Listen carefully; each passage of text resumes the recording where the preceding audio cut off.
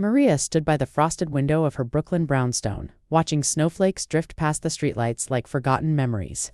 Christmas lights blinked across the neighborhood, each home a portrait of warmth she no longer felt inside. Her sister's laughter still echoed from dinner, that innocent question hanging in the air like mistletoe no one would kiss under.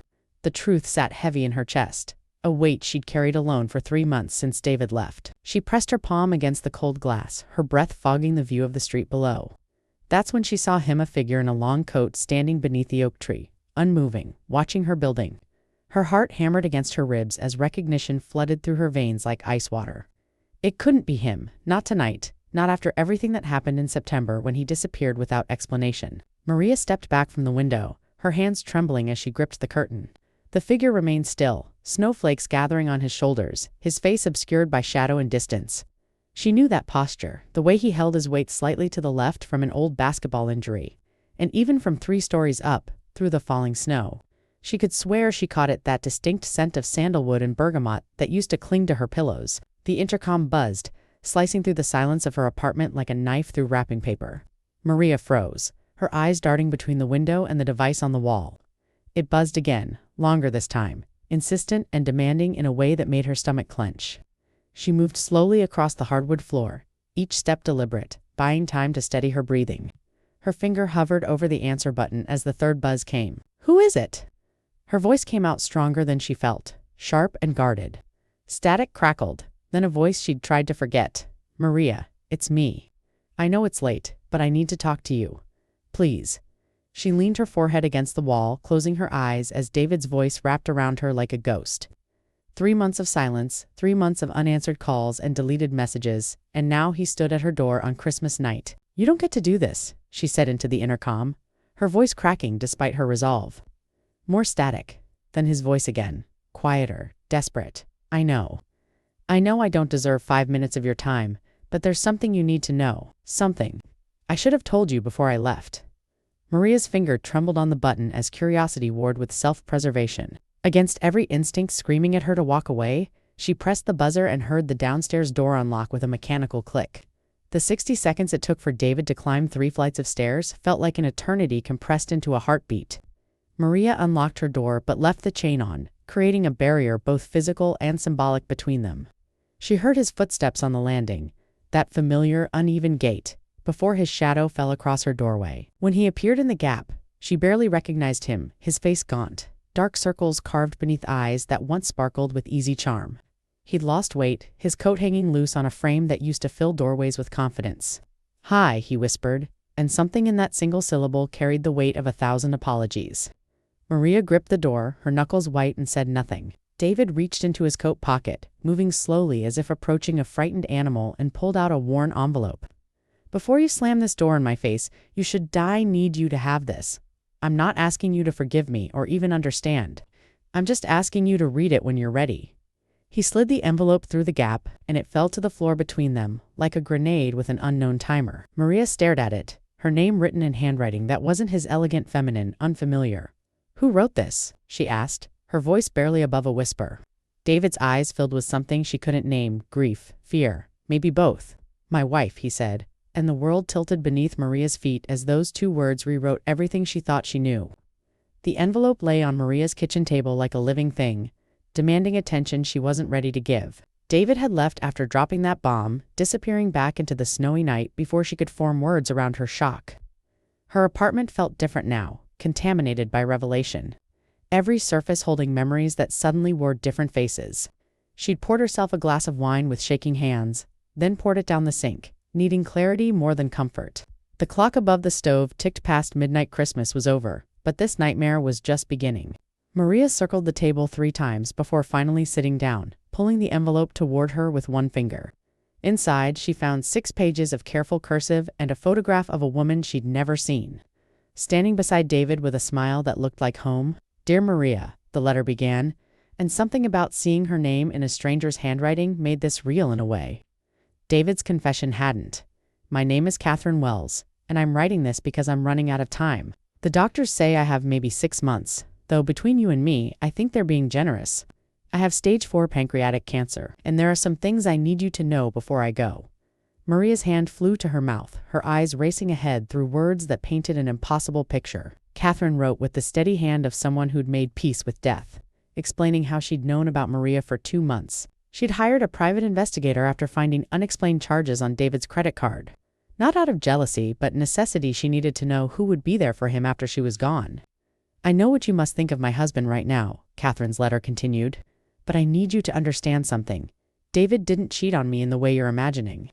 We've been separated for almost 3 years, living in different states. Our marriage ending in everything but paperwork. I stayed in Portland for treatment. He moved to New York for work, and we became friendly strangers who shared a last name and a past. Maria read through tears now, each sentence reshaping her understanding of the man she'd loved, the man she'd cursed for 3 months. Catherine explained how David had asked for a divorce 18 months ago, but she'd begged him to wait until after her death. Something about insurance, about not wanting to die alone and unloved in the eyes of the law. He'd agreed, trapped between compassion and honesty, unable to tell Maria the truth without betraying Catherine's dying wish. The letter detailed how Catherine had watched videos of Maria online, a presentation she'd given at a Brooklyn community center about urban gardening, an interview for a local news segment about neighborhood revitalization.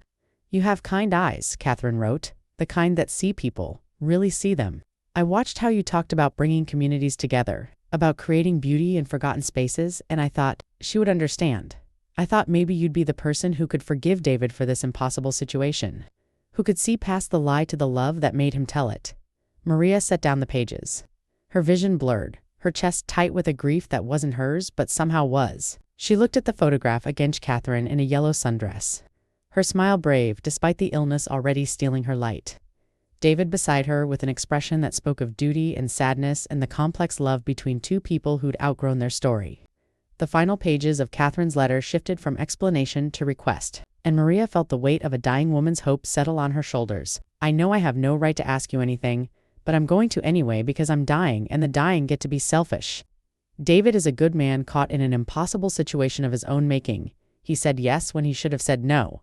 He stayed when he should have left, and now he's lost you in the process.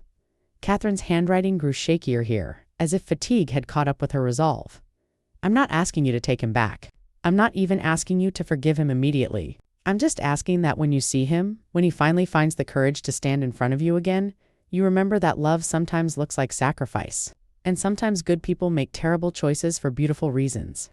He left you to give me peace in my final months. Judge him for that if you must, but know that I asked him to. Maria read the final paragraph 3 times, each word carving itself into her memory. By the time you read this, I'll likely be gone. David doesn't know I'm writing to you. He'd be mortified if he did, probably angry at me for interfering. But I'm past the point of worrying about anger or propriety or the rules of how things should be done. If you decide you can't forgive him, I understand. If you decide to walk away, that's your right. But if somewhere in your heart you still love him, if you can see past this mess to the man who loved you enough to let you go, rather than trap you in half-truths, then maybe give him a chance to explain in his own words. He's going to need someone when I'm gone. I'd like to think it could be you. The letter ended with Catherine's signature and a date from 2 weeks ago. Maria sat in her kitchen as dawn broke over Brooklyn, holding a dead woman's blessing and wondering how to carry the weight of such complicated grace. The morning after Christmas brought harsh sunlight that turned yesterday's romantic snowfall into gray slush on Brooklyn's sidewalks. Maria had slept for maybe 2 hours. Catherine's letter spread across her comforter like evidence at a crime scene where the only victim was truth. She'd called in sick to the community center where she worked, unable to face the cheerful post-holiday chatter of coworkers who knew nothing about the earthquake that had split her life in 2. Her phone buzzed with a text from her sister. You seemed off yesterday. Coffee later.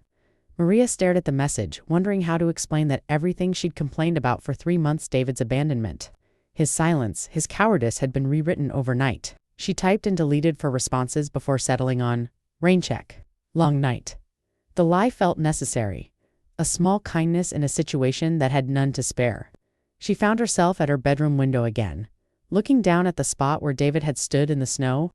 The oak tree looked different in daylight, smaller, less dramatic, just another tree in a city full of them. Maria wondered where he'd gone after leaving her building, whether he'd waited somewhere nearby for her to read the letter, or if he'd simply disappeared back into whatever life he'd been living these past 3 months. The not knowing gnawed at her, competing with anger and grief and something dangerously close to understanding. She pulled out her phone and scrolled to his contact. She hadn't deleted it, couldn't bring herself to erase that final connection. Her thumb hovered over the call button for a full minute before she locked the screen and tossed the phone onto her bed. If he wanted to talk, he knew where to find her. She wouldn't make this easy. The community center felt like another world when Maria finally returned to work 2 days later. Its cheerful chaos, a sharp contrast to the quiet turmoil in her head. She immersed herself in planning the spring garden project, losing hours in soil pH charts and crop rotation schedules, finding comfort in problems that had clear solutions. Her colleague, James, watched her with concern during lunch break, his dark eyes studying her face across their shared table in the break room. "You look like you haven't slept since Christmas," he observed, biting into his sandwich. Maria managed a weak smile, grateful for his directness. James never pretended not to notice things. "Just some personal stuff," she said, which was both true and woefully inadequate. He nodded, accepting her boundary, but added, "You know where I am if you need to talk or not talk, or just need someone to sit with you while you pretend to be okay." That afternoon, Maria was elbow deep in seed catalogs when the receptionist called back to her office. "There's someone here to see you, says it's personal." The hesitation in the young woman's voice told Maria everything she needed to know before she walked to the front desk. David stood in the lobby, looking out of place among the bright bulletin boards advertising yoga classes and food drives. He'd cleaned up since Christmas, night shaved, found a coat that fit, but the exhaustion still clung to him like a second skin. Their eyes met across the space, and Maria felt her carefully constructed composure crack. "We can talk in my office," she said, her voice neutral, professional, giving nothing away. She led him down the hallway, acutely aware of curious glances from staff members who'd heard her rant about her vanishing boyfriend back in October. In her office, she closed the door and leaned against her desk, arms crossed, waiting. David stood near the door, maintaining distance, respecting the invisible boundaries she'd erected. "I didn't know if you'd see me," he started, his voice rough with disuse or emotion. Maria studied him, the man she'd loved, who'd cooked her breakfast on Sunday mornings, who'd known she hated cilantro and loved old noir films, who'd disappeared like smoke and returned with someone else's story.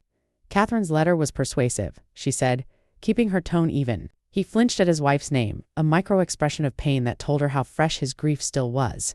"She died on the 28th, he said quietly, answering a question Maria hadn't asked. "Hospice called me at 4 in the morning.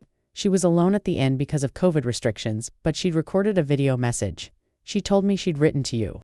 I'm sorry, never wanted you to find out this way." His hands were shaking. Maria noticed, trembling like leaves before a storm. "How long have you known?" Maria asked, the question she'd been sitting with for days. David's shoulders sagged under the weight of it. "That she was dying? Since July, when she called to tell me the cancer had spread? That I'd fallen in love with you and had to choose." August, he ran a hand through his hair, that old nervous gesture she remembered from their early dates. "I know what you're thinking. I had a month to tell you the truth before I left. You're right. I should have sat you down and explained everything, but Catherine begged me to keep it quiet. She was terrified of dying as the woman who kept her husband from happiness, of being remembered as an obstacle instead of a person." Maria felt her anger soften despite herself, understanding the impossible mathematics of competing loyalties. "So you chose her?" she said, not accusatory, just stating fact. David met her eyes, his own rimmed with red. "I chose kindness over honesty. I don't know if that was right, but it's what I did." The silence between them stretched like taffy, sweet and painful and sticky with complications. Maria moved to her office window, looking out at the community garden beds buried under December's frost. "I've spent 3 months hating you," she said to the glass. 3 months thinking you were a coward who ran from commitment, who loved me until loving got hard and then vanished. I told everyone who'd listen what a mistake you were. I deleted our photos. I threw out your toothbrush and that stupid Yankees mug you loved." She heard David shift behind her, felt the weight of his attention. "And now I find out you left because you were trying to be decent, because you were giving a dying woman what she needed. How am I supposed to hold on to my anger when it turns out the villain was actually trying to be the hero?" She turned back to face him, tears finally breaking free. "It would be so much easier if you'd just been an asshole. David, so much simpler if I could hate you cleanly." David took a tentative step forward, then stopped, still respecting her space. "I'm not asking for easy, Maria. I'm not even sure what I'm asking for. Catherine's gone, and that's its own kind of hell that has nothing to do with us. But she was right about one thing I need to tell you, in my own words, why I made the choices I made." Maria nodded, sinking into her desk chair, suddenly exhausted. "Okay," she said simply. David sat in the visitor's chair across from her, the same chair where community members discussed grant applications and volunteer schedules, now holding the weight of their unraveling. "I met Catherine when I was 23, he began, his voice steady now, committed to the telling. "We were kids playing house, convinced that love and compatibility were the same thing. By 30, we were roommates. By 35, we were strangers. But neither of us had the courage to say it out loud until I moved here for work 3 years ago." His story spilled out in fragments how the separation had been mutual and almost relieved. How they'd started divorce proceedings twice and stopped both times for reasons that seemed important then and trivial now. "I thought I had time," David said, his voice breaking on the last word. "I thought we'd finalize everything, move on cleanly. And then I met you at that ridiculous speed dating event in Park Slope." Maria remembered she'd gone with coworkers as a joke, never expecting to meet someone whose laugh made her forget her cynicism. "By our third date, I knew I was in trouble. By our third month, I was in love. And I kept telling myself I'd explain about Catherine, about the complicated way my marriage had ended without technically ending." He looked at her with raw honesty. "Then she called in July, and suddenly there was no more time, just choices that all felt wrong." Maria listened as David described those final months flying to Portland every other weekend, sitting in hospital rooms that smelled of antiseptic and resignation, holding the hand of a woman he'd once loved differently. He explained how Catherine had made him promise not to tell Maria, insisting she didn't want to be pitied or blamed, didn't want her illness to be the reason he stayed away or came back. "She said you deserved someone who chose you freely, not out of obligation to a dead woman's wishes," David said, his voice barely above a whisper. "So I left. I stopped calling. I blocked your number because I knew if I heard your voice I'd crack and tell you everything. And that would make me the kind of person who uses someone else's death as an excuse." Maria's anger had transformed into something more complex, sadness, maybe, or the exhausting realization that some situations had no villains, just people doing their best with impossible information. "I don't know what to do with this," Maria admitted, her voice thick with tears she'd been holding back. "I don't know how to be angry at you for leaving or grateful that you were kind to a dying woman. I don't know if what we had was real or if I was just convenient timing between chapters of your actual life." David leaned forward, his eyes intense. "It was real, Maria, it is real. Every Sunday morning, every stupid inside joke, every plan we made that was the most honest I've been in years. Catherine knew it too. She said she could hear it in my voice when I talked about you, said I sounded alive in a way I hadn't in our entire marriage." He reached across the desk but stopped short of touching her hand. "I'm not asking you to forgive me right now. I'm not even asking you to understand. I just need you to know that leaving you was the hardest thing I've ever done. And I did it because staying would have meant starting us on a foundation of half-truths." Maria pulled her hand back, not ready for physical connection, needing the safety of space to think. "What do you want from me, David? Why show up now? Why hand me a dead woman's letter and your confession and expect me to know what to do with it?" He sat back, accepting her distance. "I don't expect anything, but Catherine was right. She usually was, even when I didn't want to hear it. She said I owed you the truth and the choice to decide what comes next. So that's what I'm giving you. The truth, messy and complicated." And 3 months late he stood, preparing to leave, giving her the same respect he'd shown by letting her go in September. "Take whatever time you need, Maria. If you decide I burned this bridge too thoroughly to rebuild, I'll understand. But if you think, maybe, someday, you could see past this disaster to the guy who fell in love with you at a ridiculous speed dating event, I'll be waiting." After David left, Maria sat in her office as the winter sun set early, painting the room in shades of orange and purple. She pulled out her phone and opened the photos she'd claimed to delete. They were there, tucked in a hidden album she'd created in a moment of weakness. David laughing at the Brooklyn Botanical Garden, David concentrating on cooking paella in her tiny kitchen, David asleep on her couch, his face peaceful in a way, his waking expression never quite captured anymore. She scrolled through memories of a relationship that had felt simple and right before death and duty complicated everything. Her phone buzzed with another text from her sister. "Dinner this weekend. You've been MIA and I'm worried." Maria looked at the message, thinking about that Christmas dinner. That innocent question about boyfriends that had detonated her carefully maintained anger. She typed back, "Dinner sounds good. I have something to tell you." The community center emptied around her as evening staff clocked out and locked up for the night. Maria stayed in her office, Catherine's letter spread on her desk beside the seed catalogs, death and life competing for the same space. She read the letter again, slower this time, focusing on passages she'd skimmed in her initial shock. "Love sometimes looks like sacrifice," Catherine had written. And Maria thought about the different ways all three of them had sacrificed. David giving up their relationship to honor his dying wife, Catherine dying, knowing her husband loved someone else, and Maria losing months to anger that now seemed misplaced but was no less real. She wondered if forgiveness was something you decided to do or something that happened to you gradually, like ice melting or seeds germinating, patient processes that couldn't be rushed no matter how much you wanted resolution. James knocked on her office door as he was leaving, startling Maria from her thoughts. "You're still here," he observed, his coat already buttoned against the January cold. "Should I be worried?" Maria managed a genuine smile this time. "Probably, but not about anything you can fix." He stepped into the doorway, his expression gentle. "The guy from earlier, the one who looked like he'd been through a war, that's the boyfriend who disappeared, right?" Maria nodded, unsurprised that James had pieced it together. "He's back," she said simply, with explanations that make everything worse, because they make everything better. James considered this. Understanding coded in his silence. "For what it's worth, he looked at you like you were the only real thing in the room. I noticed that right away." He paused, then added, "Whatever you decide, make sure it's what you want, not what you think you should want. The heart's smarter than we give it credit for."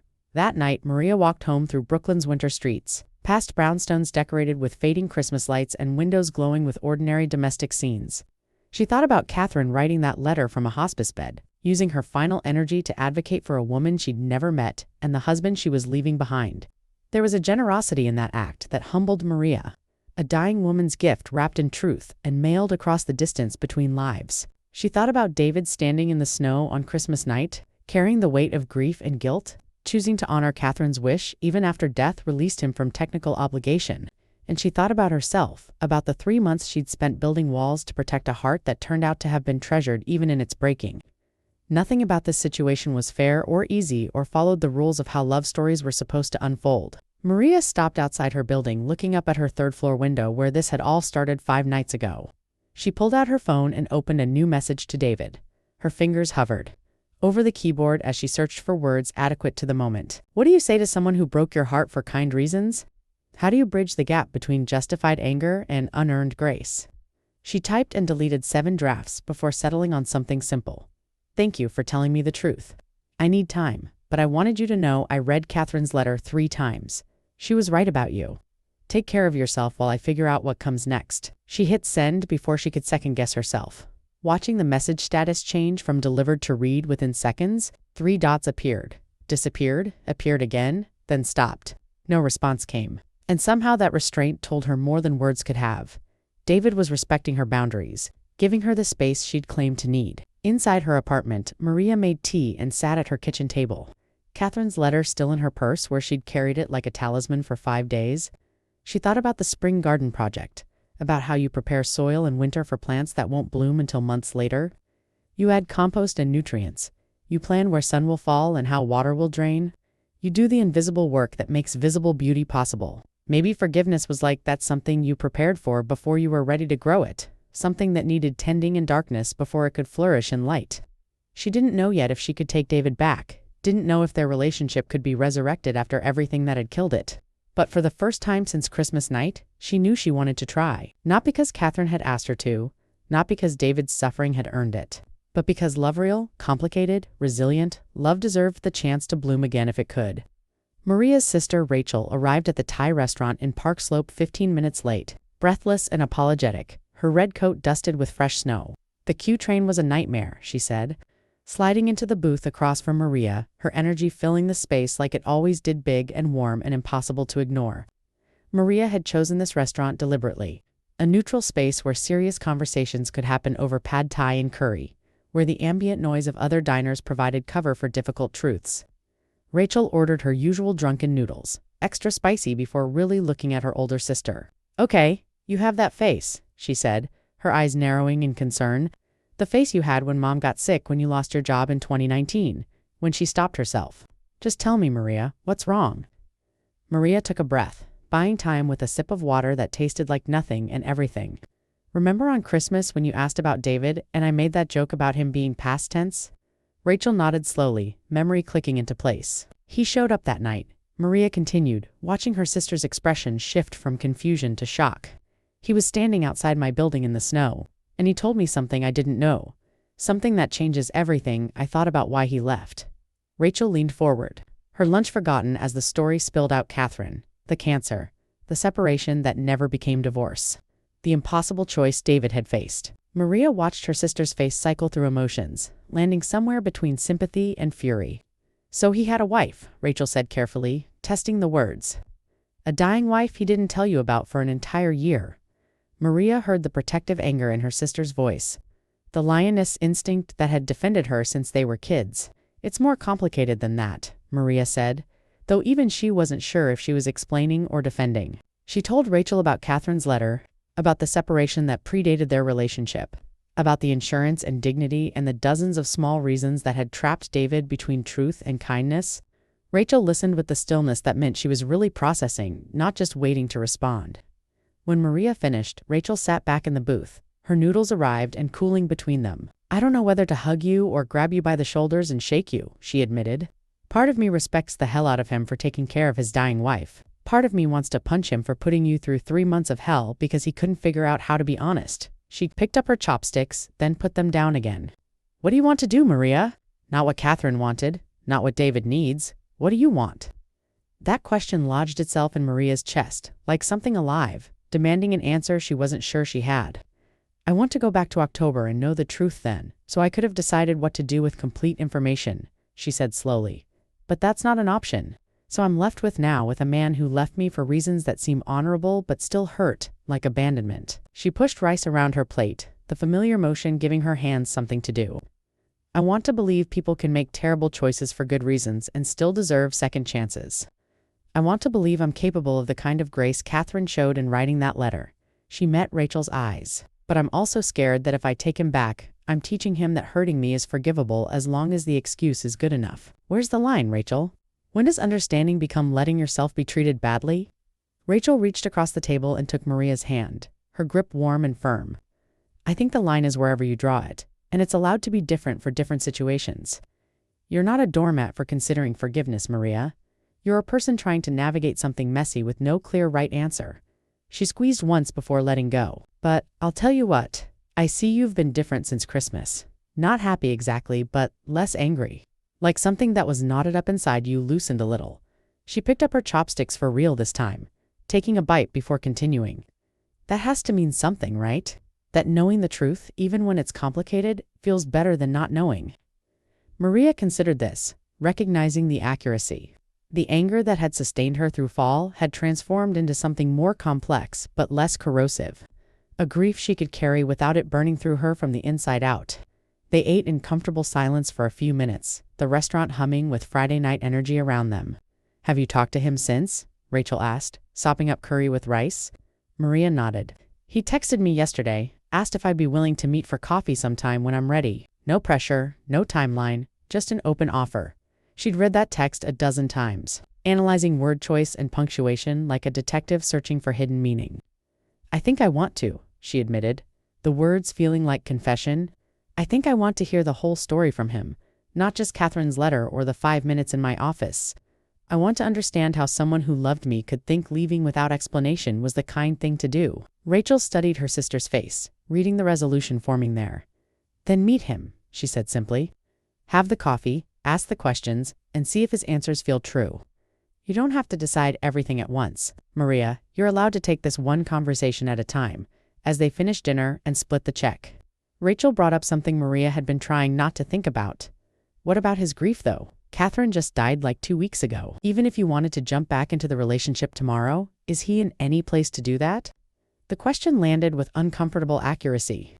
"Catherine's letter said he'd need someone when she was gone," Maria replied, pulling on her coat. "But need and ready aren't the same thing, are they?" Rachel shook her head. "Definitely not. And you're not a grief counselor. You're a woman who got hurt. You can have compassion for what he's going through without making it your job to fix him." They walked out into the January night, snow beginning to fall again, Brooklyn transforming into something soft and muted. "Maybe that's what the coffee is for," Maria said, more to herself than her sister. "To figure out if we can find each other again on the other side of this, or if too much broke to be worth repairing." Rachel hugged her goodbye at the subway entrance, holding on longer than usual. "Whatever you decide, I'm here," she said into Maria's shoulder. Team Maria, always. Maria felt tears prick her eyes at the simple loyalty, the uncomplicated support. "I love you," she said, meaning it with the fierce gratitude of someone who'd spent weeks feeling alone. "Love you too. Text me after the coffee date if it happens." They separated, Rachel disappearing down into the subway, while Maria opted to walk home, needing the cold air and quiet streets to think. She pulled out her phone and opened David's text again, reading his careful words one more time. Then, before she could overthink it, she typed, "Coffee sounds good. How about Sunday afternoon? There's a place in Prospect Heights that does good lattes and has the kind of corners where people can have complicated conversations." She sent it and kept walking, her breath fogging in the cold, feeling both terrified and relieved that she'd taken the next step toward whatever came next. Sunday arrived dressed in brilliant winter sunshine that made the snow-covered city sparkle like it was trying too hard. Maria changed outfits 3 times before settling on jeans and a green sweater, aiming for casual without looking like she'd tried to appear casual. She arrived at the coffee shop 10 minutes early, chose a table in the back corner as promised, and ordered a latte she was too nervous to drink. The place was busy enough to provide ambient noise, but not so crowded they'd be. Overheard perfect for the kind of conversation where secrets got shared and futures hung in balance. She watched people come and go, baristas calling out drink orders, couples and friends and lonely readers filling the space with ordinary Sunday energy. Then David walked in, and her heart did that stupid flutter thing it had done since their first date, proving some things survived even tremendous betrayal. He spotted her immediately, raising a hand in tentative greeting before ordering at the counter. Maria watched him interact with the barista, noting the politeness that had always been part of his character. The way he said thank you with real eye contact. When he joined her at the table, they sat in awkward silence for a moment, neither sure how to begin this conversation that felt both overdue and premature. "Thanks for meeting me," David said finally, wrapping his hands around his coffee cup like it was an anchor. Maria nodded, studying his face in the late morning light streaming through the window. He looked better than he had in her office, less haunted, though grief still sat in the lines around his eyes. "How are you?" she asked, the question feeling simultaneously too small and exactly right. He laughed without humor. "Honestly, I don't know. Minute to minute, it's strange to grieve someone you weren't technically with anymore, but also never really stopped caring about." "Tell me about her," Maria said, surprising both of them. "Not the dying part, not the medical details. Tell me who Catherine was before she got sick. Why you fell in love with her when you were 23. David looked startled, then thoughtful, his expression softening in memory. "She was funny," he said slowly, "like genuinely witty in a way that snuck up on you. She taught high school English and could quote Shakespeare as easily as meme culture. She made friends everywhere we went, grocery stores, DMV lines, everywhere. People just liked her," he smiled sadly. "We were good for about 8 years, I think. Then life happened, her dad died, I lost a job, we moved for her career and then mine. Somewhere in all that motion, we forgot to check if we were still moving in the same direction." His eyes met Maria's. It wasn't dramatic. Nobody cheated or yelled. We just became polite strangers who occasionally had sex out of habit more than desire. Maria listened, building a picture of a marriage that died from neglect rather than violence. Understanding how 2 people could stay legally bound while emotionally divorced? "Why not just make it official?" she asked. 3 years is a long time to stay separated but married. David sighed, running his hand through his hair. "Pride at first, I think. Neither of us wanted to be the one to admit failure. Then laziness divorce is expensive and complicated, and we kept thinking we'd get to it eventually. Then when I met you, suddenly I wanted it done immediately. But Catherine kept finding reasons to delay." He paused, choosing his next words carefully. "I thought she was being difficult, maybe having second thoughts about letting me go.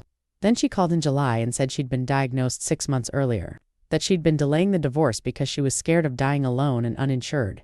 His voice cracked slightly. "How do you push someone to sign papers when they're facing death?" "You don't," Maria said quietly, answering the rhetorical question because she needed him to know she understood that part. "But you could have told me. You could have trusted me with the complexity instead of making the decision for both of us." David nodded, accepting the criticism. "You're right. I was wrong to keep it from you. Catherine was wrong to ask me to, though I understand why she did." He leaned forward, intensity in his posture. "But Maria, I need you to understand something. I didn't leave because I stopped loving you. I left because I loved you too much to trap you in a situation where everything I gave you came with Catherine's death attached to it. I didn't want you staying with me out of pity for her or for me. I didn't want our relationship built on obligation to a dying woman's wishes." His hands were shaking again, emotion breaking through his careful control. "I wanted you to be free to hate me, to move on, to find someone uncomplicated who could give you the simple relationship you deserved." Maria felt tears building but held them back, needing to stay clear for this conversation. "That wasn't your choice to make for me," she said, her voice firm but not angry. "I'm a grown woman who gets to decide what complications I can handle. You took away my agency when you disappeared. David, you decided I was too fragile or too simple to handle the truth, and that hurt worse than the leaving." She saw him flinch, accepting the hit. "You're right," he said again. "I was arrogant and cowardly at the same time, which is a hell of a combination. I thought I was being noble, sparing you pain. Really, I was just afraid you'd see me as weak for staying connected to Catherine. Afraid you'd judge me for the mess I'd made of my marriage. Afraid that if I gave you all the truth, you'd leave and I'd lose the choice to protect you from it." He laughed bitterly. "Turns out I lost you anyway and inflicted more pain in the process. I'm not sure that math works out in my favor."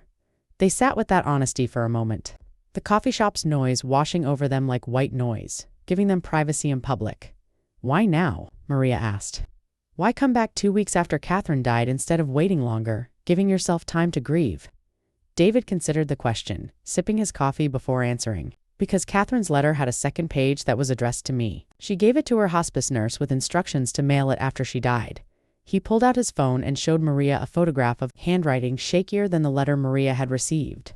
"She told me I had 48 hours to come find you after her funeral, or she'd haunt me for eternity. She said I'd already wasted enough time trying to do the right thing in the wrong way, and that grief was going to come whether I was alone or not, so I might as well give you the choice to be there or not." His smile was watery. "Even dying, she was bossing me around." Maria found herself almost liking Catherine, this woman who'd complicated and then clarified everything. "She sounds remarkable," she said honestly. David's expression flooded with gratitude at her generosity. I don't know the right tense for people who just died." He set down his phone, serious again. "Maria, I'm not here expecting you to fix me or save me or rush back into my arms because Catherine gave us her blessing. I'm here because I owe you honesty even when it's 3 months late. I love you. I loved you before Catherine got sick, and I love you now that she's gone. But I'm also a mess who's grieving and guilty and not sure how to be a whole person right now." His eyes searched hers. "So I'm asking not for you to decide anything today, but for you to stay open to the possibility that maybe, eventually, when we're both less broken, we could try again. Slowly, honestly this time. Building something new instead of trying to resurrect what I killed." Maria looked at this man who'd broken her heart with good intentions, who'd carried impossible secrets until they'd crushed them both, who sat across from her now offering not promises but possibilities. She thought about Catherine's letter urging grace, about Rachel's practical wisdom regarding timelines and healing, about James's observation that David had looked at her like she was real. She thought about the 3 months she'd spent angry and the 2 weeks she'd spent confused, and realized that underneath all of it, the love hadn't actually disappeared, had just been buried under hurt. "I can't promise anything," she said slowly, watching hope flicker in his eyes. "I can't promise I'll forgive you quickly or that we'll get back what we lost. But I can promise I'll try to stay open to have these conversations, to see if there's a path forward that doesn't require either of us to pretend the past didn't happen."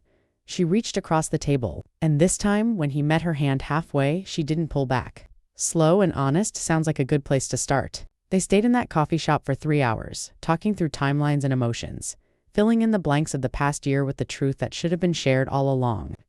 David told her about flying to Portland every other weekend, about sitting in hospital rooms reading Catherine chapters from books she'd always meant to finish, about the strange intimacy of helping someone die with dignity. Maria told him about the anger that had sustained her through October, about the way she'd rewritten their entire relationship as a lie until his return complicated that simple narrative. They talked about Catherine's treatment, about the community center's spring garden, about David's job and apartment, and the ordinary details of lives that had continued separately.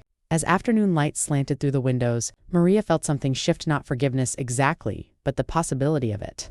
The sense that maybe broken things could be repaired if both people were willing to hold the sharp edges carefully. When they finally left the coffee shop, stepping out into the cold Sunday afternoon, David walked Maria toward her subway stop without assuming he'd be invited further into her day. At the entrance, they stood in that awkward space of not knowing how to say goodbye. "Can I text you?" David asked, his breath fogging in the cold. "Can we do this again, the talking, the coffee, the slowly figuring out if there's a way forward?" Maria nodded, surprised by how much she wanted that. "Yeah," she said simply. "But David, if you start keeping secrets again, if you decide what I can handle without asking me, we're done. Not because I don't understand complicated situations, but because I need a partner who trusts me with truth, even ugly truth." He nodded solemnly. "No more secrets." No more decisions made in isolation to protect you from yourself. I promise.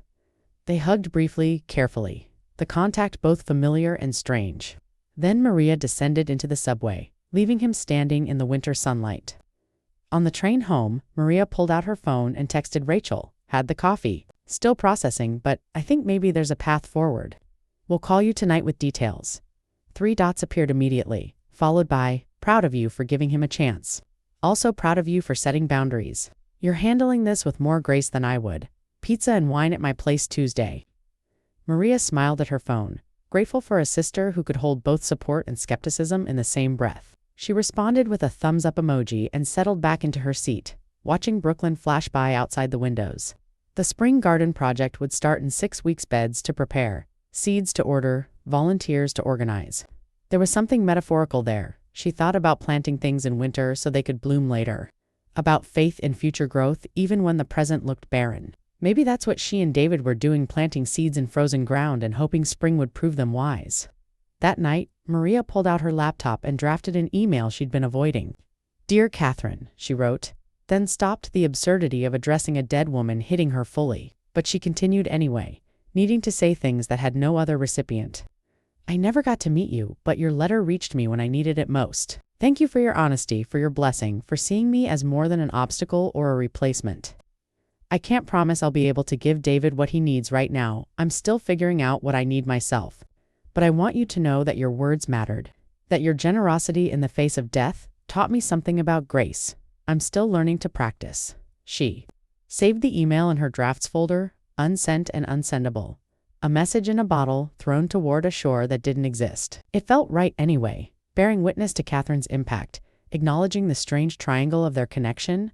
February arrived cold and stubborn, refusing to give ground to spring. Maria and David fell into a pattern of weekly coffee dates, treating them like therapy sessions where they excavated the past and speculated about the future. They kept things deliberately: public coffee shops, museum visits, walks through Prospect Park, avoiding the intimacy of private spaces where old patterns might resurface before new foundations were built. Maria told him about the community center's upcoming garden project, and he surprised her by volunteering to help with the heavy lifting. "I'm not trying to insert myself into your life," he clarified when she raised an eyebrow, "but I've got free time on weekends, and I like the idea of building something that grows." She accepted, appreciating the metaphor even if she suspected he'd intended it. Rachel met them for brunch one Sunday, subjecting David to friendly but pointed questions about his intentions, and declared afterward that he seemed adequately repentant.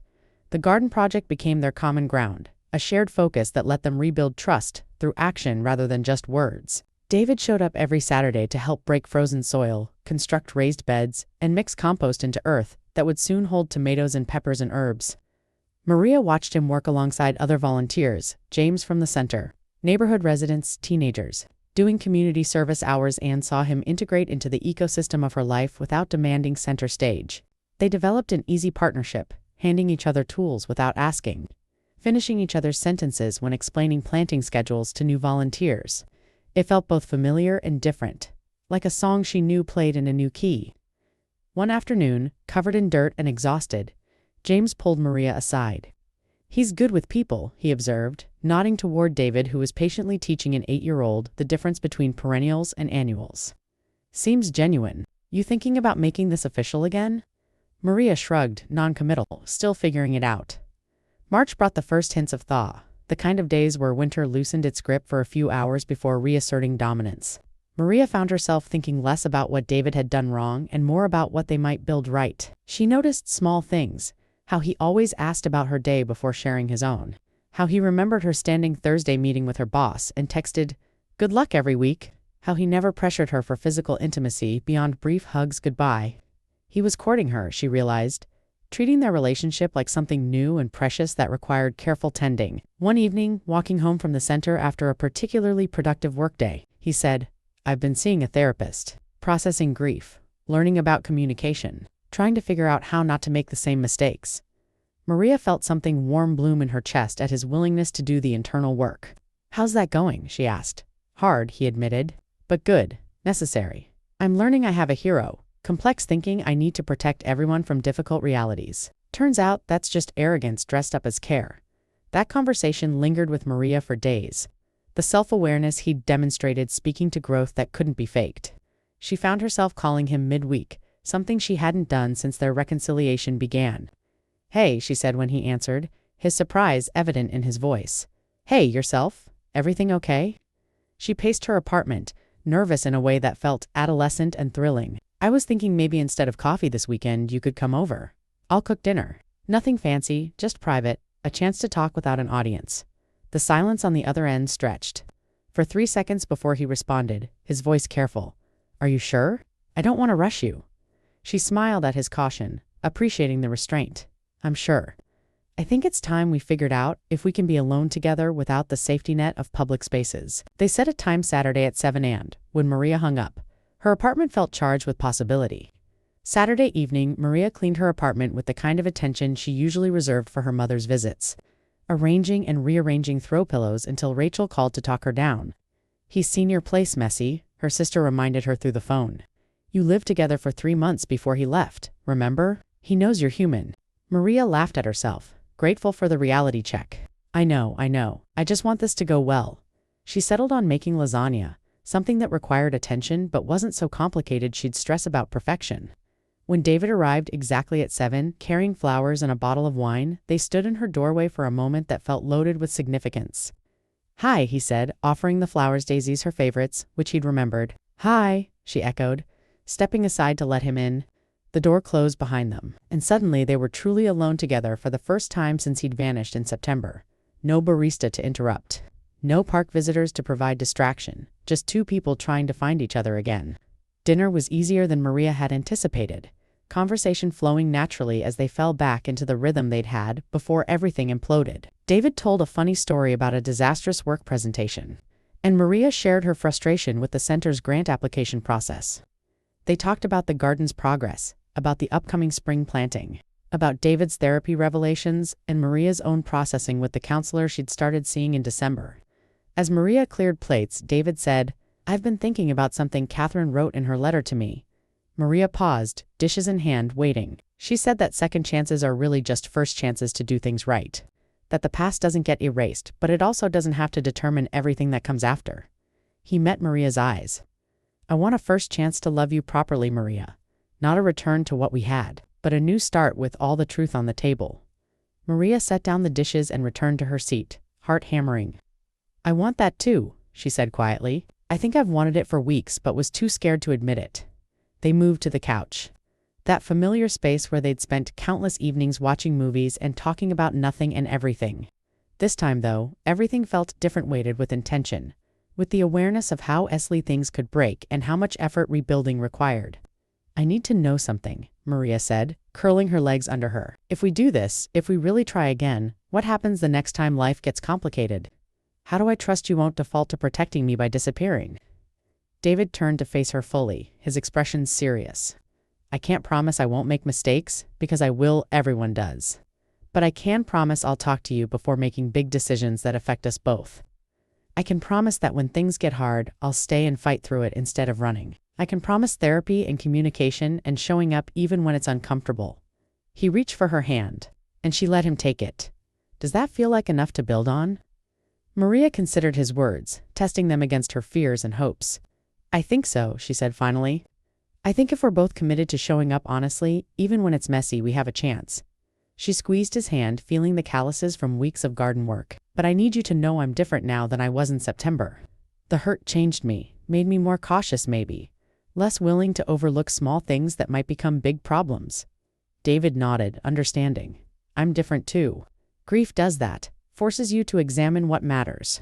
And what matters is you, Maria, building a life with you that's grounded in truth, even when truth is complicated or uncomfortable." They sat with that declaration, the apartment quiet around them except for the ambient sounds of Brooklyn outside sirens in the distance. Neighbors' footsteps overhead, the city breathing like a living thing. "So what now?" Maria asked, the practical question cutting through the emotional weight. David smiled, the first genuinely relaxed expression she'd seen from him since Christmas night. "Now we take it one day at a time. Now I keep showing up for garden workdays and coffee dates and slowly earning back the trust I broke. Now we build something new instead of trying to resurrect something dead."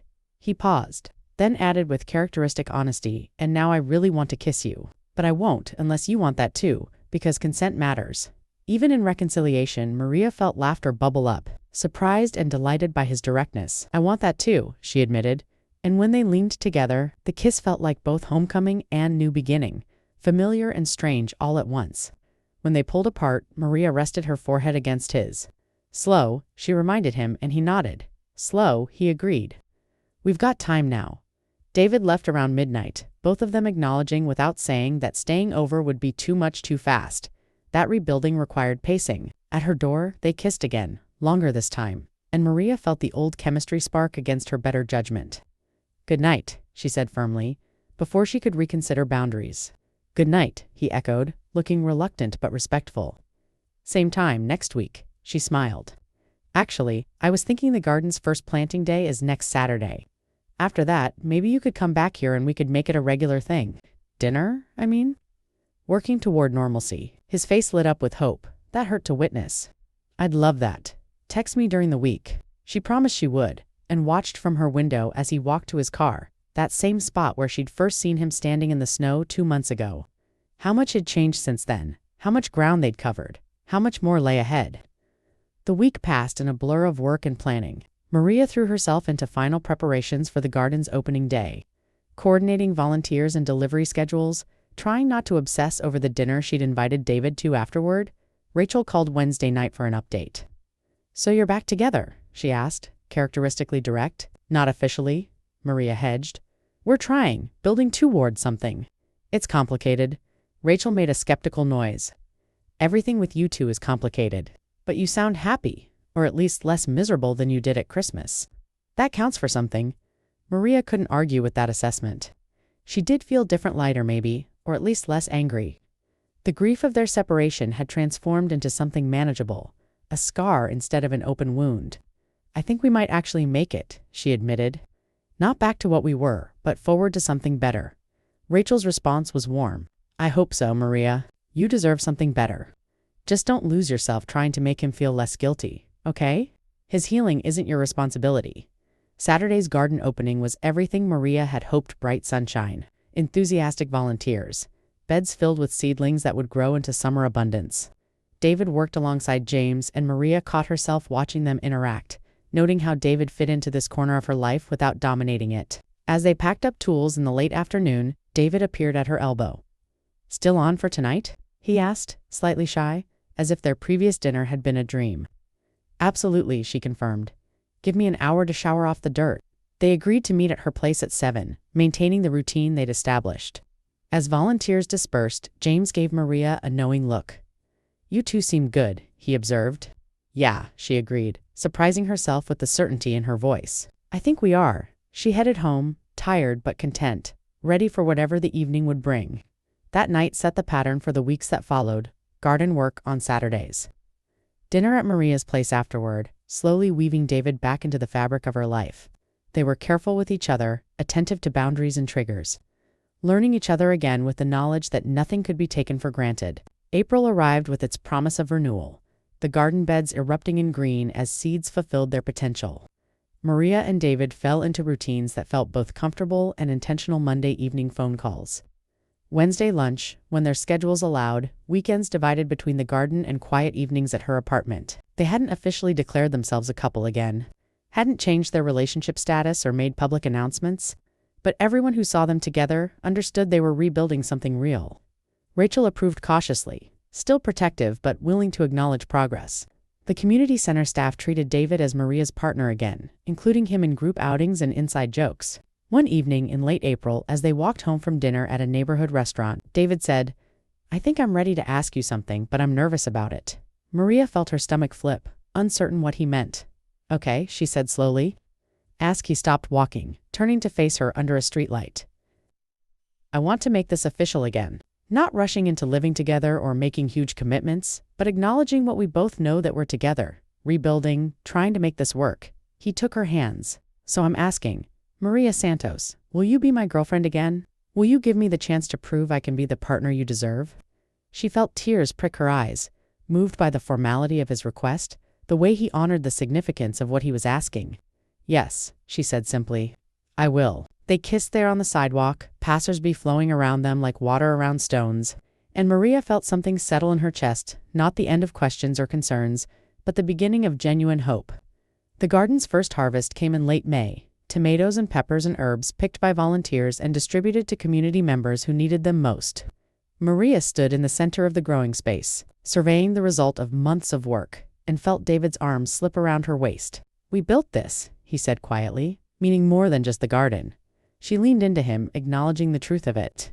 "Yeah," she agreed. "We did." They stayed there for a moment, surrounded by growing things and possibility, before James called them over to help bag produce for distribution. As they worked together, Maria caught herself smiling, genuinely happy in a way she hadn't been since before David left. The path forward still held uncertainties. Grief didn't follow time. Fine's trust rebuilt slowly, and the past couldn't be erased. But standing in that garden, their hands dirty with the work of nurturing growth, Maria felt certain they were building something that could last.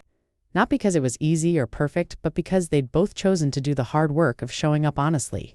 Day after day, tending what they'd planted until it bloomed. Summer in Brooklyn arrived with its characteristic intensity, heat rising from sidewalks in shimmering waves that made the city feel suspended in amber. Maria's garden project flourished beyond her expectations, beds overflowing with tomatoes, squash, and herbs that volunteers harvested twice weekly for the community food pantry. David had become a permanent fixture at weekend workdays, his initial volunteer role evolving into something more substantial as he took on coordination of the teen volunteer program. Maria watched him teach a group of high schoolers about companion planting, his natural ease with people on full display, and felt grateful for the way he'd integrated into this space, without overshadowing her leadership. They'd found a rhythm that worked: partnership without codependency, support without sacrifice of self. Rachel had grudgingly admitted that David seemed to have learned something from Almost Losing You, which, from her, was practically a ringing endorsement. Their relationship had settled into something both familiar and new, built on the foundation of what they'd been, but structured differently. They spent weeknights at their separate apartments, respecting the independence both needed to feel whole. Weekends alternated between her place and his. David had moved to a new apartment in Crown Heights, creating space that held no memories of Catherine or their former life. Maria appreciated this gesture, understanding it as his way of making room for their future rather than trying to retrofit her into his past. They'd developed new traditions: Sunday morning runs through Prospect Park, Thursday trivia night at a bar near the community center, monthly dinners with Rachel and her husband where they played board games and traded stories. It felt sustainable in a way their previous relationship hadn't, less intoxicating perhaps, but more grounded. Built to weather difficulty rather than exist only in easy moments. In early July, David asked Maria to visit Catherine's grave with him. They'd talked about her periodically, David sharing memories as part of his grief processing, Maria asking questions to better understand the woman whose death had paradoxically made their relationship possible. But he'd never invited her into this particular aspect of his mourning until now. "You don't have to," he clarified as they sat on his couch, a documentary playing unwatched on his TV. "This isn't a test or a requirement. But I've been going once a month, and I realized I want you there. I want to introduce you, even though that sounds absurd, since she's dead and already knew about you anyway." Maria considered the request, recognizing the vulnerability it represented. "I'll come," she said. "I'd like to pay my respects to someone who gave us her blessing." They made plans for the following Saturday, a trip to the cemetery in Portland where Catherine was buried beside her parents. The flight to Portland felt surreal, traveling together for the first time since their reconciliation, crossing the country to visit the grave of David's former wife. They'd booked a hotel downtown, separate rooms without discussions, some boundaries still needed honoring. Maria packed a light sundress and comfortable shoes, uncertain of cemetery etiquette but wanting to show respect. During the flight, David held her hand, his grip tight with nervousness. "Thank you for doing this," he said for the third time. "Stop thanking me," Maria replied gently. "I want to be here." She meant it too. Catherine had become a presence in their relationship, not as a ghost to compete with, but as a person whose choices had shaped their present. Visiting her grave felt like acknowledging that debt, like closing a circle that had been left open. As Portland's green landscape appeared below them, Maria squeezed David's hand and felt ready for whatever emotions the weekend would bring. The cemetery was beautiful in the way of Pacific Northwest summers, tall trees casting dappled shade over rolling grounds, studded with headstones. David led Maria to a plot in a newer section, stopping before a simple granite marker that read Catherine Ann Wells, 1985 to 2025, teacher, friend, love. Fresh flowers sat in the built-in vase. David had called ahead to arrange them, he explained. Maria stood slightly back, giving him space for his private grief. watching as he knelt and traced his fingers over Catherine's name. "Hi," he said quietly, and Maria's throat tightened at the intimacy of witnessing this moment.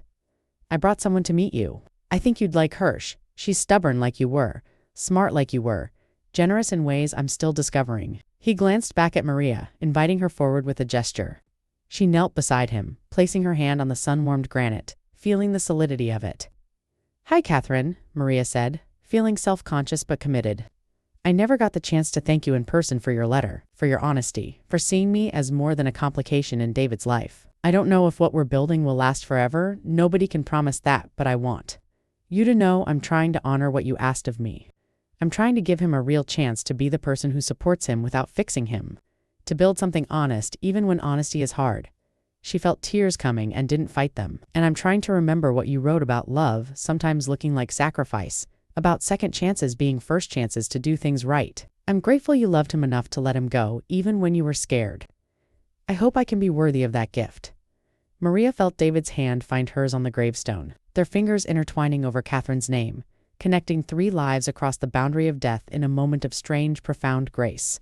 They stayed for an hour, David sharing stories of Catherine funny classroom anecdotes, memories from their early marriage, details of her final weeks. Maria listened without jealousy, understanding that grief needed expression, that honoring the dead didn't diminish the living.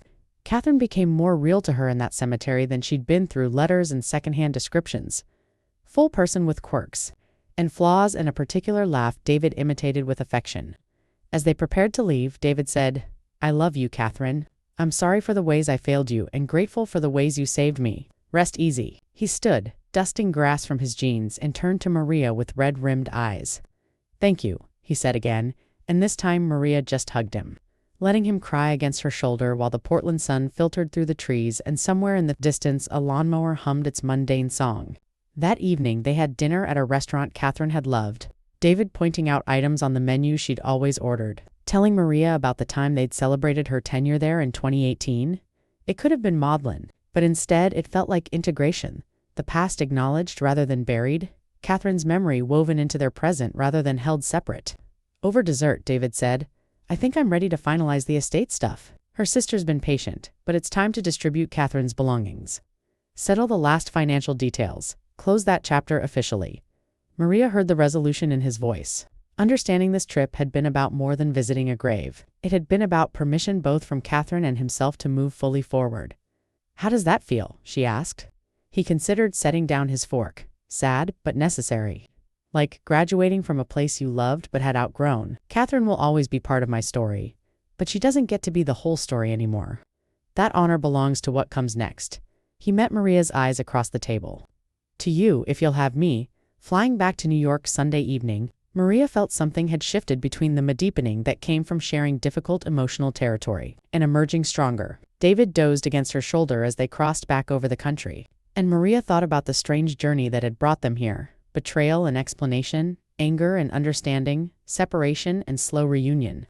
She thought about Catherine's letter, still kept in a special folder at her apartment, and the way one woman's grace in dying had created space for another woman's chance at love. It shouldn't have worked. The mathematics of it seemed wrong. Too much hurt and complication for any relationship to survive. But somehow it had, largely because both she and David had been willing to do the unglamorous work of showing up honestly, even when easier paths beckoned. As the plane began its descent into JFK, David woke and smiled at her, sleep soft and vulnerable. "Almost home," he murmured. "Yeah," Maria agreed. "Almost home." August brought the kind of heat that made Brooklyn slow and irritable. The garden requiring extra watering as plants wilted in temperatures that felt imported from somewhere less temperate. Maria and David's relationship continued its steady progression. Small milestones marking growth. He kept a toothbrush at her place. She had a key to his apartment. They'd said "I love you" again for the first time since his return, the words feeling both familiar and newly significant. They'd navigated their first real argument since reuniting. A disagreement about holiday plans that had gotten heated. Before they'd remembered to breathe and actually listen to each other, the making up had been worth the fighting, both agreed afterward. Proof that conflict didn't mean catastrophe. Maria's mother had met David for the first time at a family barbecue, subjecting him to the kind of maternal interrogation only immigrant mothers perfected, and had declared him acceptable but still on probation, which Rachel translated as high praise. The garden's second planting was in fall vegetables that would mature as weather cooled. Maria stood among the beds during an early morning shift, alone with her thoughts and the sound of the city waking up. She thought about how much had changed in a year. Last August, she'd been blissfully unaware of Catherine's existence. Convinced her relationship with David was straightforward and destined for simple forward motion. How naive that seemed now, how ridiculously optimistic to think love followed linear paths. Yet here she was, still with David but transformed by everything that had broken them and built them back differently. She heard footsteps and turned to find him approaching with coffee, an early morning surprise visit before his own work started. "Thought you could use this?" he said, handing her a cup prepared exactly how she liked it: oat milk, 1 sugar, the kind of small knowledge that spoke to real attention. They sipped together in comfortable silence, watching the garden shimmer in the rising heat. "I've been thinking," David said, setting his empty cup on a bench, "about moving forward, about what comes next for us." Maria felt her stomach tighten with anticipation and slight anxiety. "Okay," she said carefully. "What have you been thinking?" He turned to face her fully, his expression serious but not worried. "I don't want to rush you, and I know we've been taking things slow deliberately. But I also don't want to waste time being unnecessarily cautious when we both know what we want." He took her hands. "I want to talk about moving in together. Not immediately. I'm not suggesting we pack boxes tomorrow, but I want to start planning for it. Looking at places that could be ours instead of yours or mine. Building a home together intentionally." Maria's heart rate increased, the suggestion both thrilling and terrifying. Living together meant trusting him with daily intimacy again, believing in permanence after impermanence had taught her hard lessons. "That's a big step," Maria said, buying time to organize her thoughts. David nodded. "Patient. It is. But we've already taken big steps: forgiving, rebuilding, meeting each other's families, visiting Catherine's grave together. This feels like the natural next one." He squeezed her hands gently. "I'm not asking for an answer today. I'm asking if you'd be willing to start thinking about it. Maybe looking at neighborhoods and discussing what a shared space might look like. We could set a timeline, say after the holidays. That gives us another 4-5 months to prepare emotionally and logistically." Maria appreciated his thoughtfulness, the way he presented it as a discussion rather than a decision. She thought about what she wanted, and realized with some surprise that she wanted this too. She wanted to wake up to him every morning, wanted to build routines and inside jokes and the deep knowledge that came from sharing space. She wanted to choose him actively, deliberately, building a future that honored their past without being defined by it. "Let's do it," Maria said, the words coming out more confident than she felt. "Let's start planning to move in together. After the holidays sounds right. Gives us time to find the right place and make sure we're both ready." David's face lit up with joy, so pure it made her chest ache. "Really? You mean it?" She laughed at his disbelief. "Yes, really. I mean, we'll have to figure out logistics and have conversations about bathroom habits and closet space and all the boring stuff that makes cohabitation either work or fail. But yeah, I want to try building a home with you." He pulled her into a hug that lifted her off her feet, spinning her once before setting her down, both of them laughing like teenagers despite being solidly in their 40s and 50s. A volunteer arriving for the morning shift gave them an amused look, and Maria felt her face heat with embarrassment. But she didn't pull away from David's embrace. This was who they were now, people who'd survived disaster and chose each other anyway. The next months were filled with apartment hunting, a process that revealed their differences and compatibilities in equal measure. David wanted space for a home office. Maria needed good natural light and proximity to parks. They compromised on neighborhoods, discussing school districts despite having no children because you never know what the future holds.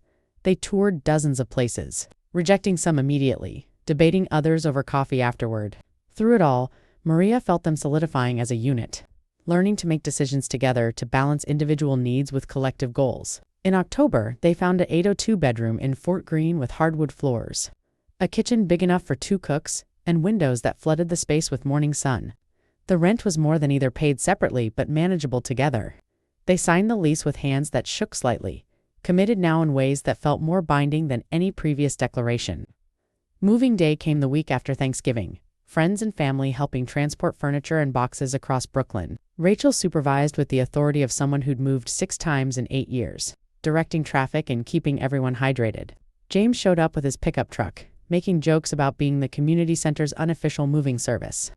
David's sister flew in from Chicago, meeting Maria for the first time and giving David meaningful looks that suggested approval.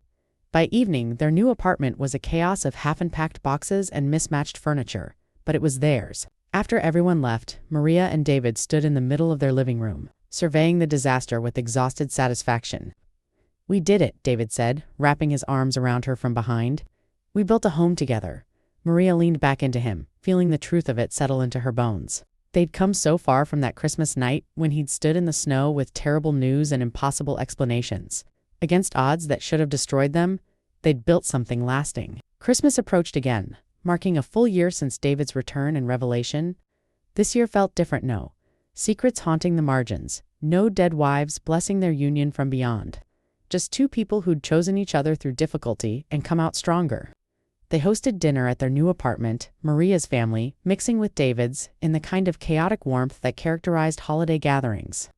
Rachel cornered Maria in the kitchen while checking on dessert. "You look happy," she observed, studying her sister with the attention of someone who knew her too well to be fooled by facades. "I am," Maria said, realizing she meant it without reservation. "It's not perfect. We still have hard days. We still trigger each other's wounds sometimes. But it's real and it's ours, and I wouldn't trade it." Rachel hugged her, brief but fierce. "Good, you deserve this, Maria. After everything, you deserve exactly this." When they returned to the living room, David was telling the story of their first date, embellishing details for comedic effect, and Maria's mother was laughing with her whole body, delighted. That night, after guests left and they'd finished cleaning, Maria and David collapsed onto their couch, a new purchase they'd selected together. Neutral gray that offended neither of their tastes. The Christmas tree lights cast the room in warm glow, and somewhere outside snow was beginning to fall, Brooklyn preparing for another winter. "Thank you," David said into the comfortable silence. Maria turned to look at him. "For what?" He gestured vaguely at the room, the life they'd built. "For giving me another chance, for doing the hard work of forgiveness, for choosing to build forward instead of staying stuck in what I broke." He took her hand, his touch familiar now, safe. "For being brave enough to love me again after I gave you every reason not to." Maria felt tears prick her eyes, moved by his gratitude and the journey it represented. "Thank you for coming back," she countered. "For honoring Catherine's memory by showing up honestly, for being willing to do the work of becoming someone I could trust again. For building this with me." They sat together as snow accumulated on windowsills, watching the city transform into something soft and magical. Maria thought about Catherine's letter, still kept in a special box despite multiple moves, and the way one woman's grace had created room for another woman's second chance. She thought about the garden at the community center, now dormant for winter, but waiting to bloom again come spring. She thought about how relationships were like that, two cycles of growth and rest, death and renewal. The trick being to stick around long enough to see the full pattern. "Hey," she said, an idea forming. "Next year, let's plant a special bed in the community garden. We could dedicate it to Catherine, something that blooms in summer when she died, something that feeds people." David looked at her with such love it hurt. "She would have loved that," he said, voice thick. "Thank you for thinking of it." They kissed then, soft and slow. A kiss that tasted like forgiveness and future and the complex beauty of love that survived being broken. As January arrived with its characteristic cold determination, Maria and David settled into their shared life with the kind of contentment that came from having weathered storms together. They learned each other's routines. David was an early riser who needed silence before coffee. Maria liked to stay up late, reading, and required weekend morning slowness. They divided household tasks with the negotiation of diplomats, discovering that David actually enjoyed grocery shopping while Maria found laundry meditative. Small conflicts arose and were resolved. Disagreements about thermostat settings, whose turn it was to clean the bathroom, whether the toilet paper should roll over or under. The mundane stuff of daily cohabitation that either built resentment or intimacy depending on how partners navigated it. They chose intimacy, consciously and repeatedly, remembering that they'd almost lost this chance at ordinary domestic happiness. The garden planning for the new season began in February, volunteers gathering at the community center to discuss crop rotation and plot assignments. Maria proposed the Catherine Wells Memorial Bed, explaining briefly that they wanted to dedicate one section to feeding community members in honor of someone who'd valued education and service. The group approved enthusiastically, and James suggested sunflowers tall, abundant, seeds useful for both beauty and food. David looked at Maria across the planning table with gratitude, so naked she felt it physically. After the meeting, as they walked home through winter streets, he said, "I never thought I'd get this a life, where Catherine's memory could exist alongside my future with you. Thank you for making space for her complexity instead of treating her like a problem to overcome." Maria understood what he meant. Catherine wasn't competition or obstacle, but simply part of his story, deserving recognition for the ways she'd shaped him. Spring arrived slowly, grudgingly, Brooklyn emerging from winter like a patient recovering from long illness. The community garden shook off its dormancy, early bulbs pushing through still-cold soil with stubborn optimism. Maria and David spent their weekends preparing beds, their partnership so practiced now it required few words. He'd start mixing compost and she'd grab tools. They'd work in parallel harmony, broken occasionally by his terrible jokes or her observations about neighborhood happenings. Other volunteers commented on their synchronization, the easy way they navigated shared space, and Maria felt proud of what they'd built. One Saturday, as they prepared the Catherine Wells memorial bed, planting sunflower seeds in careful rows, David said, "I'm happy. I just wanted to say that out loud. I'm genuinely, deeply happy in a way I wasn't sure I'd ever feel again after last year." Maria planted another seed before responding, wanting to get the words right. "Me too. And I think Catherine would be glad about that for both of us." The sunflowers grew with alarming speed, as if Catherine's spirit itself was pushing them skyward. By June, they towered over other plants, their massive heads tracking the sun like devoted worshippers, their seeds developing fat and heavy with potential. Maria took photographs to document their progress, thinking about making a small album to keep with Catherine's letterproof. That memory could be productive, that honoring the dead didn't mean staying stuck in grief. The bed became a neighborhood talking point, people asking about the dedication and listening to the abbreviated story Maria had perfected.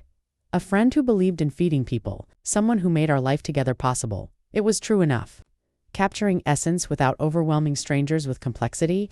When the first sunflowers were ready to harvest in August, they organized a small ceremony. James said a few words about community and memory. Volunteers harvested seeds to bag for the food pantry, and David read a quote from an education theorist Catherine had loved. "Teaching is planting seeds and trusting they'll grow long after you're gone." That evening, back at their apartment, Maria and David sat on their fire escape watching the city lights flicker on as evening descended. 1 year and 8 months since his return on Christmas night. 2 years and 2 months since his devastating disappearance. So much had happened in that time: grief and forgiveness, anger and understanding, breakdown and careful rebuilding. Maria thought about the woman she'd been before David left, naive in her assumption that love followed predictable patterns. She'd been broken by his leaving. But the breaking had also revealed strengths she hadn't known. She possessed resilience, capacity for grace, willingness to hold complexity without demanding simple answers. "What are you thinking about?" David asked, his arm around her shoulders. "How far we've come," she said honestly. "How I almost lost you but didn't because Catherine gave us a roadmap back to each other. How love is messier than I thought, but also more durable." David kissed her temple. "I think about that too. Every day, actually." As summer deepened into its full heat, Maria received a surprise letter forwarded through the community center from Catherine's sister, someone she'd never met but who'd heard about the memorial garden from David. "Thank you for honoring my sister's memory," the letter read.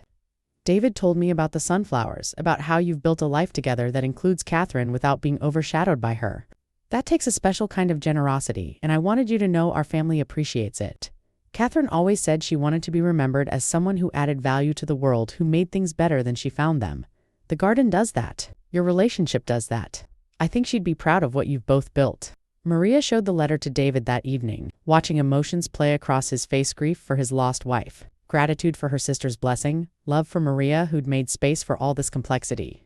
"We should frame this," he said. "Keep it with Catherine's letter to you. Documentation of how love can look different than expected and still be exactly right." That fall, as the garden prepared for winter again, Maria reflected on the cycles they'd completed. 2 years since David's disappearance. 1 year and 9 months since his return with terrible truth. 1 year since they'd decided to try again. 9 months since they'd moved in together. The timeline markers told a story of people who'd been broken and healed, who'd hurt each other and forgiven, who'd built something durable from wreckage.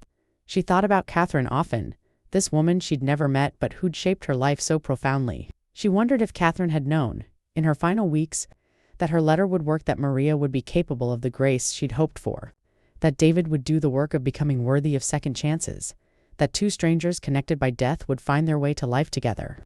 Probably not, Maria concluded. Catherine had simply done her best with impossible circumstances and hoped for the best. Which, Maria was learning, was all anyone could do: show up honestly, tend what needs tending, and trust that love planted in good soil would grow. As October arrived with its characteristic glory leaves turning gold and crimson, Air crisp with possibility. Maria and David celebrated an unofficial anniversary. 2 years since their reconciliation began with a Christmas night revelation. They chose to mark it privately, cooking dinner together in their apartment and toasting with wine over candlelight. 2 second chances, David said, raising his glass. Maria clinked hers against it. To Catherine's wisdom and stubborn hope, she added, to choosing each other repeatedly and intentionally, he continued. They drank, savoring both the wine and the moment, grateful for the journey that had brought them here. Later, wrapped in each other's arms in the bed they'd chosen together, David whispered against her hair, I love you, Maria Santos. Thank you for loving me back, despite having every reason not to. She held him tighter, this man who'd broken her heart and then painstakingly repaired it, thread by careful thread. I love you too, she whispered back. Thank you for being worth the effort of forgiveness. Winter approached again, the cycle completing. The garden lay dormant, resting for spring. Their apartment filled with holiday decorations chosen together, reflecting both their tastes. Maria's career continued its upward trajectory. She'd been promoted to Director of Community Programs, a role that let her expand the garden project citywide. David had changed jobs too, finding work that felt more meaningful than the corporate position he'd held before. They'd built a life together that reflected their values: community, growth, honesty, the daily work of showing up for each other. When Rachel asked Maria during their weekly sister coffee date if she'd ever imagined this outcome back when David first vanished, Maria laughed. Never. If you'd told me then that his disappearance was because of his dying wife, who'd eventually bless our reunion, I'd have thought you were writing bad fiction. She sipped her latte thoughtfully. But here we are anyway, living the story that seemed impossible. Turns out, love is stranger and more resilient than I gave it credit for. The December evening was crystalline and cold when Maria stood at her window, looking down at the street where David had appeared 2 years ago bearing impossible truth. She thought about that woman she'd been angry, hurt, certain of betrayal. She thought about Catherine writing letters from a hospice bed, trying to orchestrate grace from beyond death. She thought about David, carrying the weight of competing loyalties until it nearly crushed him. And she thought about who they'd all become through this crucible. Catherine at peace, David healed enough to build forward, and Maria herself, stronger and wiser and more capable of grace than she'd known. The doorbell rang. David, returning from a last-minute grocery run for their Christmas dinner preparations. She buzzed him up, listening to his familiar footsteps on the stairs, feeling the particular joy of expecting someone beloved. When he entered, stamping snow from his boots and shaking cold from his coat, she kissed him hello and thought, this is what Catherine wanted. This ordinary domestic happiness built on extraordinary forgiveness. This life that honors her memory by living fully instead of staying trapped in grief. And she silently thanked a woman she'd never met, a stranger who'd become strange benefactor, for having the courage and generosity to write that letter, plant those seeds, and trust that love, complicated, resilient, utterly human, love would find a way to grow.